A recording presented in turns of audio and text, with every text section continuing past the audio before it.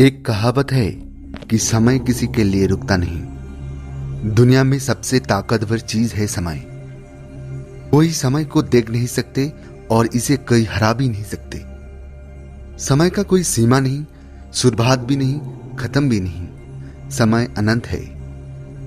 समय को कोई रोक नहीं पाया। इसलिए प्राचीन युग से इंसान समय को गिनती में लाने की कोशिश किए हैं।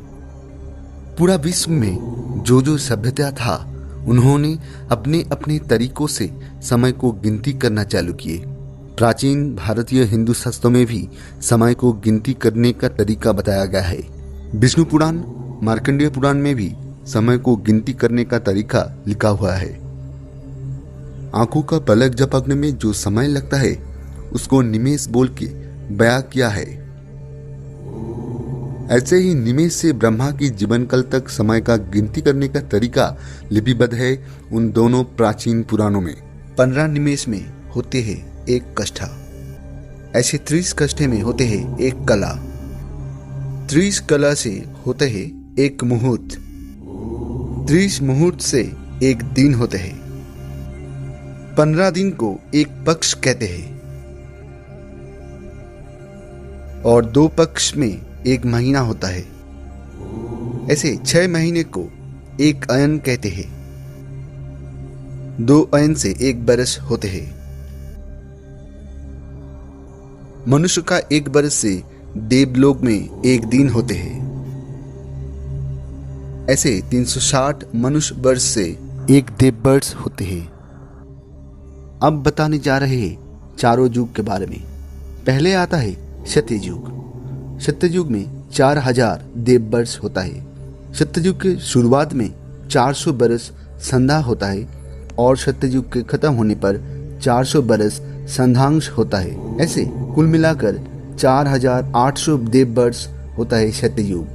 4800 देव वर्ष मतलब 17,28,000 मनुष्य वर्ष होता है।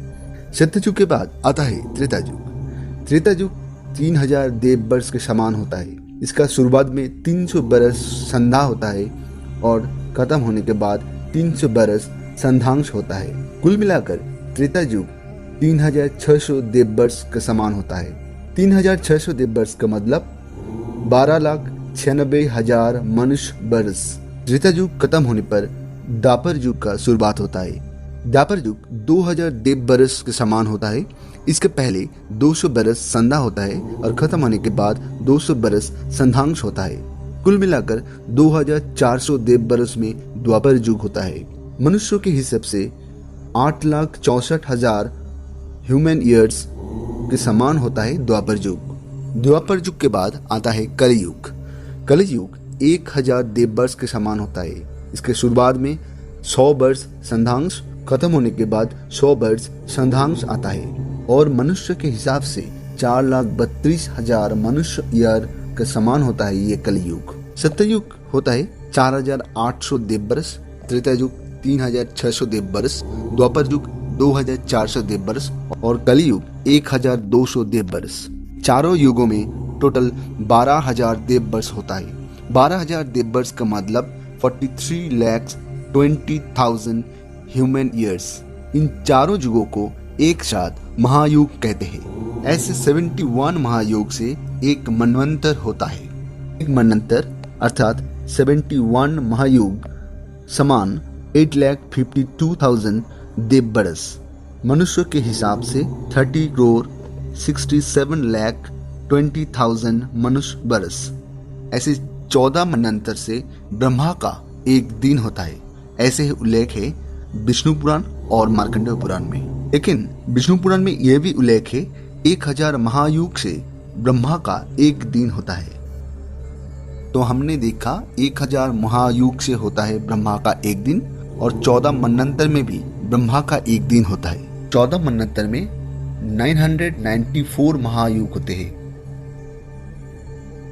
1000 महायुग से 994 महायुग निकाल दिया तो 6 महायुग 72,000 देव वर्ष होते हैं। इस हिसाब से प्रति मनवंतर में 5143 देव वर्ष अतिरिक्त जोड़ दिया जाता है।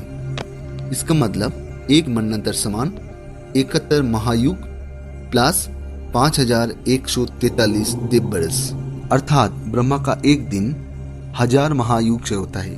1000 महायुग समान 432 करोड़ मनुष्य बरस।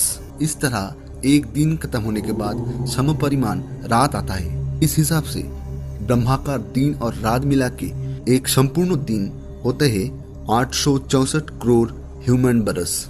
अगर एक दिन 864 करोड़ होगा तो एक बरस में कितना ह्यूमन ईयर्स होगा ये काउंट करना बहुत ही मुश्किल है।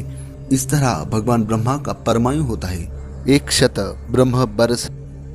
ये जो समय पे हम है ये ब्रह्मा का 51 ईयर्स और एक दिन बयस है।